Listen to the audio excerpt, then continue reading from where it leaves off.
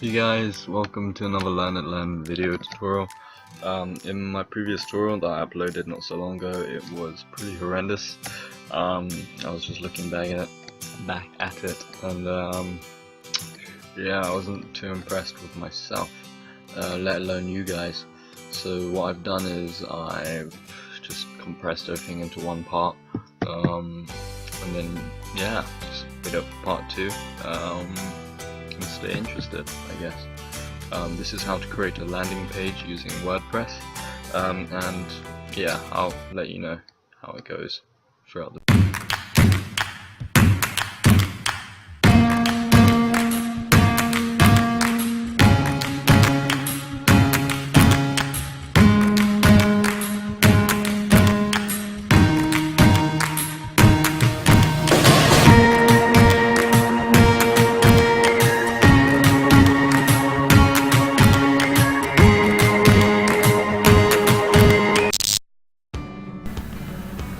Hey guys, welcome to another learnitlen video tutorial. In today's tutorial I'm going to be showing you something about landing pages.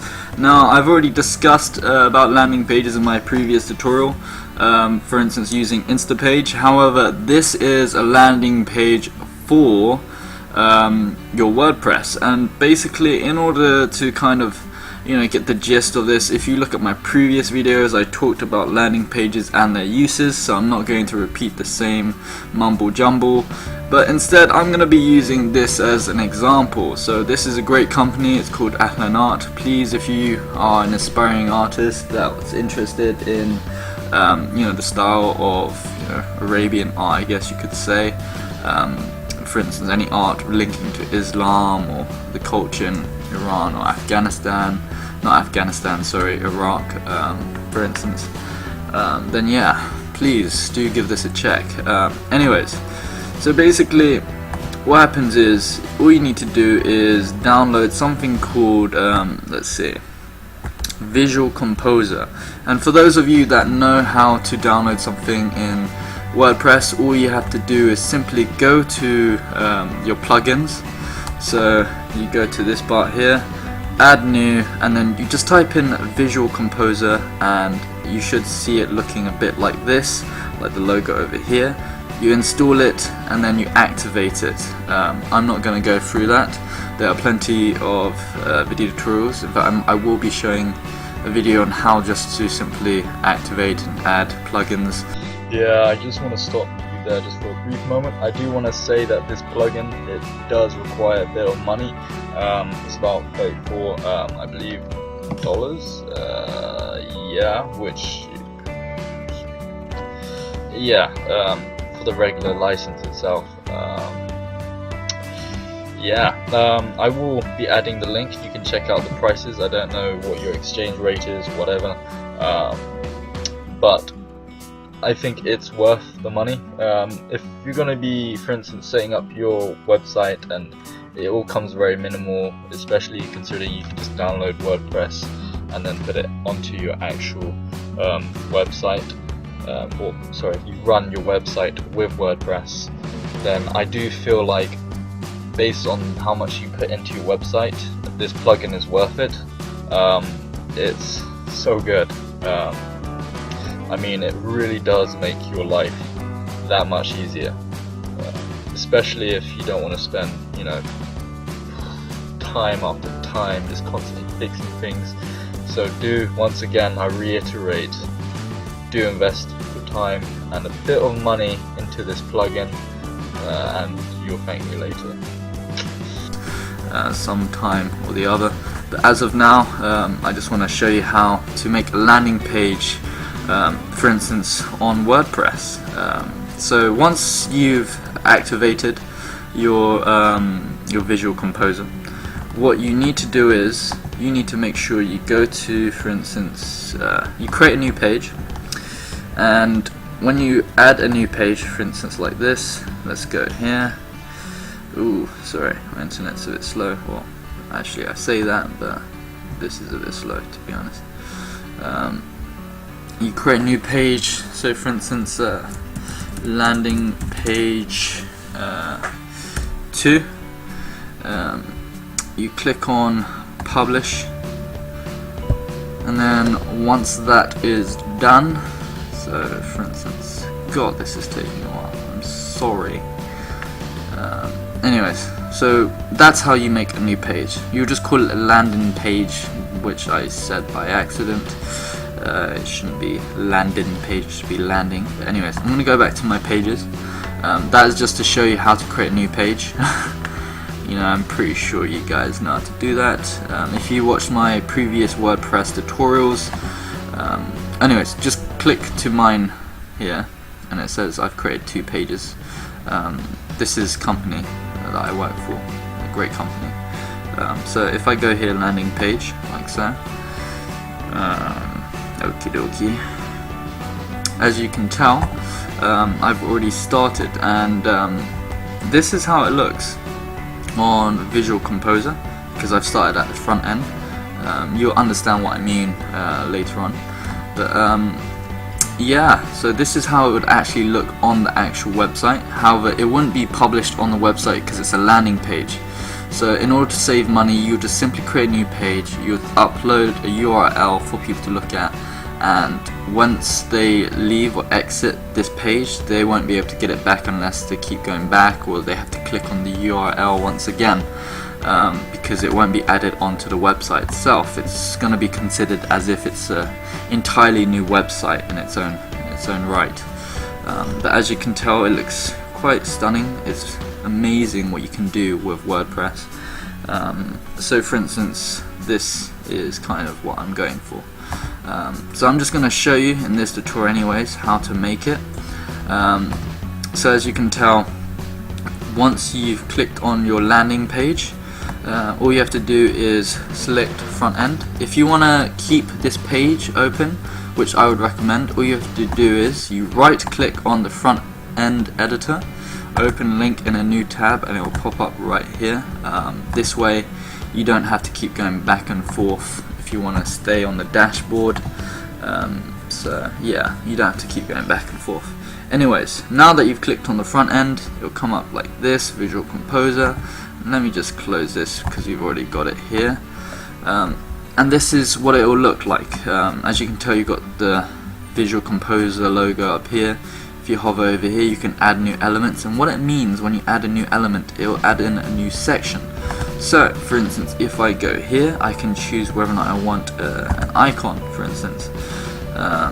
I've selected my icon over here, as you can tell, and you know, once this does load up, sorry, you also have to make sure that your WordPress website doesn't have too many plugins, otherwise it can slow down.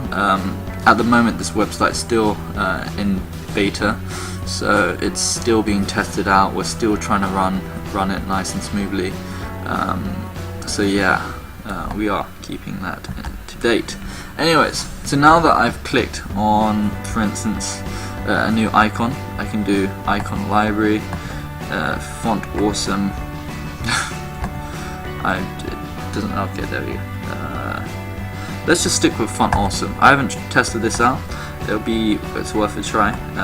Icon color, do you want it blue? So I think this is what it is. Let's go for black. Let's go cool. Background shape, should you have none? Should you have it circular? Let's do circle. I want to see what happens. This is just a test. It's just to get you kind of understanding. The background color, most people don't actually have background colors. So for instance, oh sorry, colleague of mine. Anyways, so let's just sort out the colors. So China. Let's see. Okay, I'll get back to him as soon as I can. Background color, we can change it. I want to see if what would happen if I do this. Let's just save changes. You can always go through this. It's pretty much self-explanatory in terms of how to use. And check that out. So now we've created an icon, and the good thing about this is that you can edit it. So for instance, I can go up here, I can place it here if I wanted to, or if I want it to be at the top, I just simply, I go here, click on that, and then scroll scroll to the top, and now, sorry, let me go back here. There we go. Boom. So there we go. You know, that's quite a nice idea. You can always edit it if you want to change the column settings. So you can give it a class name, and basically what class name is, if you've looked at my HTML and CSS videos, which for instance are in how to code playlist, you would understand that a class is basically when you give an item a class and then you go to the CSS. So that CSS is basically when you design at the front end. Back end and front end, there's a difference. Front end is when you do all the designs, back end is more of the admin kind of stuff, so the boring stuff, I guess you could say. So when you assign an item a class at the front end using CSS, you can custom design it to whatever your needs are. So that's pretty cool. If you want to edit the icon in itself, you simply go here. So as you can tell, it says icon settings, and this will basically take us back to where we started off when we were designing it. But anyways, nonetheless, that is how you add something. I just wanted to show you that, so that way you can understand if you wanted to add anything. Yeah, you just simply go there, and it's great because it gives you such a wide range. For instance, if you wanted a slider, it's good here. If you wanted anything else, it's also good. Yeah. If you go to templates, for instance, you can go to different types of templates. In this case, I literally typed in landing like so, and it pops up straight away with landing page like so. And yeah, let me just click on that. Oh, I think.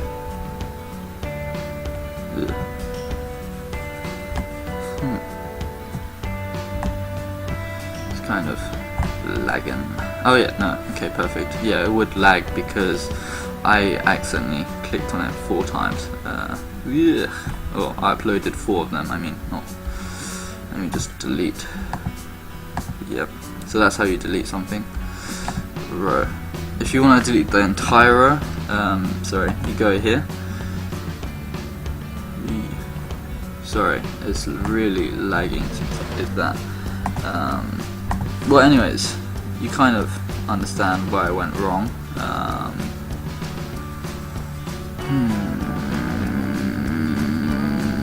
Why did I have to do this? Okay, let's delete that. I don't want to delete them all.